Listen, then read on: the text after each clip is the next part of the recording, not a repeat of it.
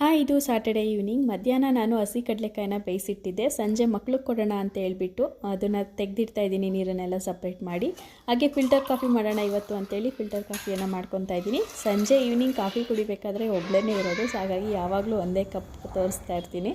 ಅದಾದಮೇಲೆ ಒಂದು 4 ರೌಂಡ್ ವಾಕಿಂಗ್ನ ಮುಗಿಸ್ಕೊಂಡು ಬಂದು ಅಯೋಧ್ಯೆಯಿಂದ ಒಂದು ಇನ್ವಿಟೇಷನ್ ಥರ ಕಾರ್ಡ್ ಕೂಡ ಕೊಟ್ಟಿದ್ದರು. ಸ್ವಲ್ಪ ಅಕ್ಷತೆ ಕೂಡ ಕಳಿಸಿದ್ರು, ಅದನ್ನು ಕೂಡ ರಿಸೀವ್ ಮಾಡಿ ಎತ್ತಿಟ್ಬಿಟ್ಟು ರಾತ್ರಿ ಊಟಕ್ಕೆ ಏನು ಮಾಡಬೇಕು ಅನ್ನೋ ಟೆನ್ಷನ್ ಇತ್ತು. ಹಾಗಾಗಿ ನೆನ್ನೆ ಮಾಡಿರುವಂಥ ಹೆಸರುಬೇಳೆ ದಾಲ್ ಇತ್ತು. ಸೊ ಅದನ್ನು ವೇಸ್ಟ್ ಮಾಡೋದು ಯಾಕೆ ಅಂತ ಹೇಳ್ಬಿಟ್ಟು ಅದನ್ನೇ ಮಿಕ್ಸ್ ಮಾಡಿ ಚಪಾತಿ ಹಿಟ್ಟನ್ನು ಕಲಿಸ್ದೆ. ಅದು ಒಂಥರ ಮಸಾಲ ಪರೋಟ ರೀತಿ ಟೇಸ್ಟ್ ಬಂತು. ಅದಕ್ಕೆ ಕಾಂಬಿನೇಷನ್ ಆಗಿ ನಾನು ಕ್ಯಾರೆಟ್ ರಾಯ್ತನ ಮಾಡ್ತಾಯಿದ್ದೀನಿ. ಇದಕ್ಕೆ ಚಟ್ನಿ ಬೇಕು ಅನ್ನೋ ಅಂಥ ಅವಶ್ಯಕತೆ ಇಲ್ಲ. ಸಾಂಬಾರಲ್ಲೇ ಖಾರ ಸ್ಪೈಸಸ್ ಇರೋದ್ರಿಂದ ಚಟ್ನಿ ಏನು ಬೇಕಾಗೋದಿಲ್ಲ. ಇದೇ ರೀತಿ ರಾತ್ರಿ ಏನಾದ್ರು ಸಾಂಬಾರು ಉಳಿದಿದ್ರೆ ಬೆಳಗ್ಗೆ ಟೈಮ್ ನಾನು ರೊಟ್ಟಿಗಾಗಲಿ ಚಪಾತಿಗಾಗಲಿ ಮಿಕ್ಸ್ ಮಾಡಿಬಿಡ್ತೀನಿ. ಆವಾಗ ಚೆನ್ನಾಗಿರುತ್ತೆ. ಬಸ್ಸಾರು ಆಗಿರ್ಬೋದು, ರಸಮ್ ಆಗಿರ್ಬೋದು. ಇಷ್ಟೇ ಇವತ್ತಿನ ವ್ಲಾಗ್. ಇಷ್ಟ ಆಗಿದ್ರೆ ಪ್ಲೀಸ್ ಲೈಕ್.